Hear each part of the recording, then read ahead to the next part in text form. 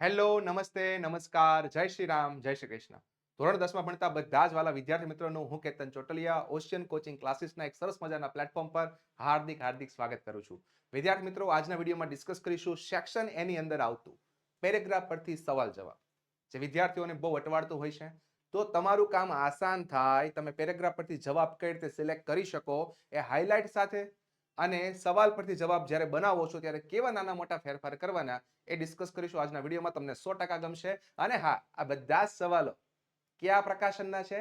જે તમે વર્ષોથી યુઝ કરો છો. યસ, નવનીત પ્રકાશન, વિકાસ પરીક્ષાલક્ષી એસાઇનમેન્ટ, જેણે આ વર્ષે તમારા માટે બોર્ડની પરીક્ષાના વિદ્યાર્થીઓ માટે કોન્ફિડન્સ વધે એવા હેતુથી મસ્ત મજાનું આયોજન કરેલું છે. તો ખાસ તમને જો ઈચ્છા થાય આ પ્રકાશન મંગાવવાની, તો કોન્ટેક્ટ છે સ્ક્રીન પર, ખાસ કોન્ટેક્ટ કરીને તમે માહિતી મેળવી શકો છો.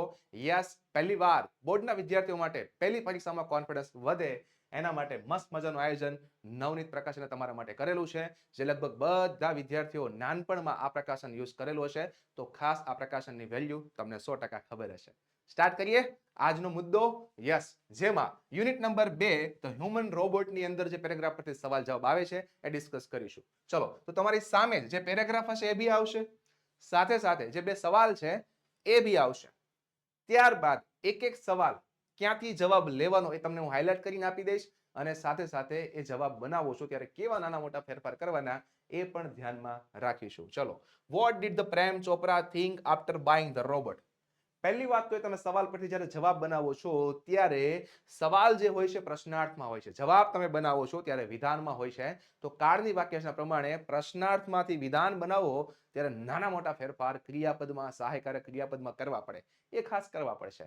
અને ઘણીવાર તમારો જવાબ સવાલ પરથી સ્ટાર્ટ થતો હોય છે, તો એ ભાગ પણ ખબર હોવી જોઈએ. જેમ કે આ સવાલની વાત કરીએ તો મને અહીંથી શરૂઆત સવાલ કરવાનું વધારે ઈઝી લાગે છે. આફ્ટર બાઇંગ ધ રોબોટ, સવાલ પરથી બનાવ્યું. After buying the robot Prem Chopra, હવે મારે થિંક નું થોટ કરવું પડશે.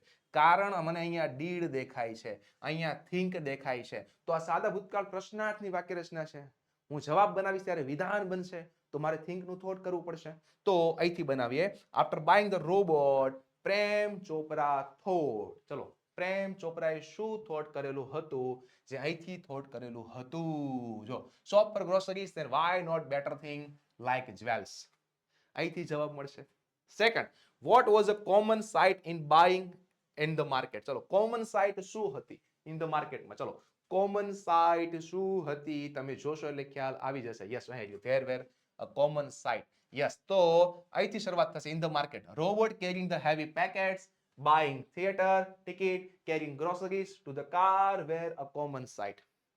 આ પ્રમાણે મેં તમને સમજાવ્યું, પણ તમને જે ભાષામાં જોઈએ ને એવી રીતે ડિઝાઇન કરવો. જોઈ લો, આ પહેલો સવાલ આવશે, જ્યાંથી આપણે લેવાનું છે એ ભાગ તમને અલગ કલરથી હાઇલાઇટ કરીને આપી દઈશ.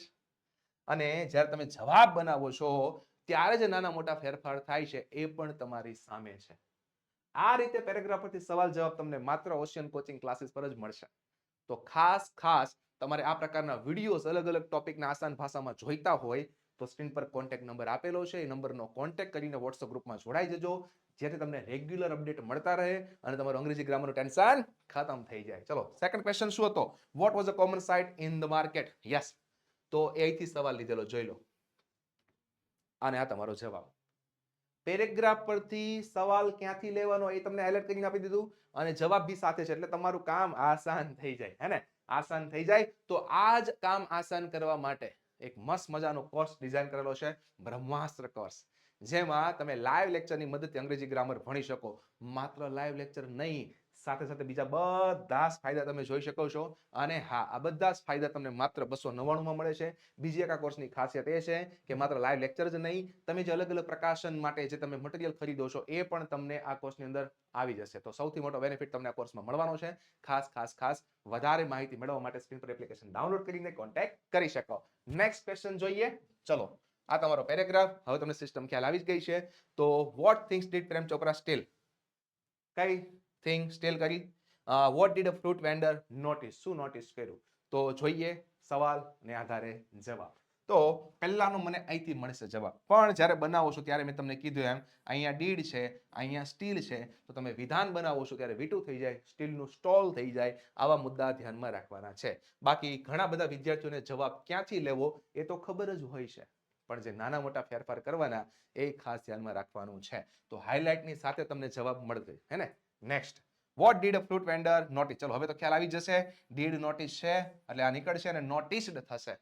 Yes yes, when the fruit vendor notice. Yes, અહીંથી છે, જોઈ લો, અહીંથી દેખાય છે, આટલો ભાગ લખવાનો છે, જવાબ સાથે દેખાય છે.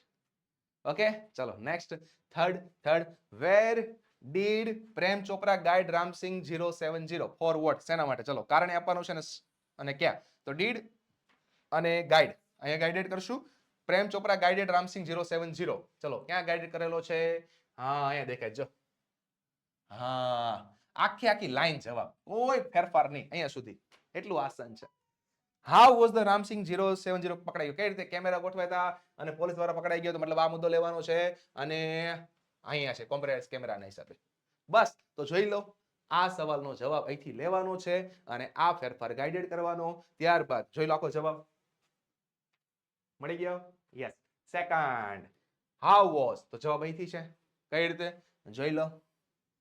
બસ આવા નાના મોટા ફેરફાર કરીને કામકાજ કરવાનું, બહુ જ આસાન રીતે કામકાજ થઈ જશે. ઓકે, નેક્સ્ટ જોઈએ, પણ એની પહેલા વોટ્સઅપ ગ્રુપમાં જોડાઈ જજો. સ્ક્રીન પર કોન્ટેક્ટ નંબર આપેલો છે. રેગ્યુલર અપડેટ તમને ઇંગ્લિશ રિલેટેડ મળતા રહેશે. જ્યારે બી લાઈવ સેશન હોય, જ્યારે બી રેકોર્ડ સેશન હોય, તમારા બધા જ પ્રકારના મુદ્દાઓ આ કોન્ટેક્ટ નંબરથી હલ થઈ જશે.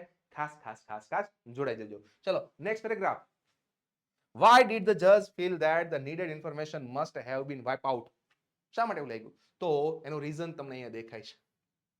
મેમરી ટેપ, જેની અંદર contain information of the previous week, but the case started a fortnight after the incident. એ તમારે લેવું પડશે અહીંયા.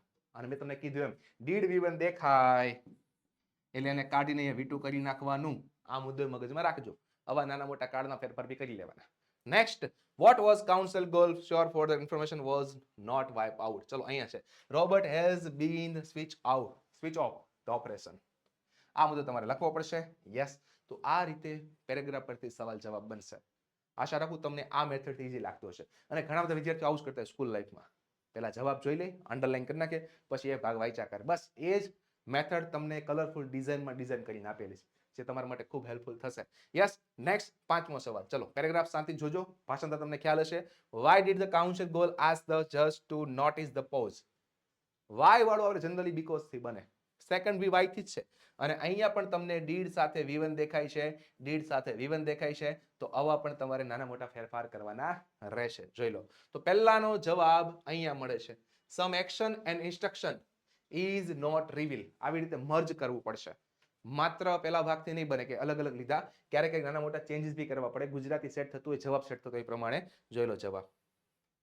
સમ action and instruction was not revealed. આવી રીતે બેને ભેગા કરવાના છે. Next, why did the robot not reveal the information? શું કામ ન કરી? કેમ કે રોબોટ ડોન્ટ disobey master. માસ્ટરને ક્યારે disobey કરતા નથી. એ મુદ્દો લખવો પડશે.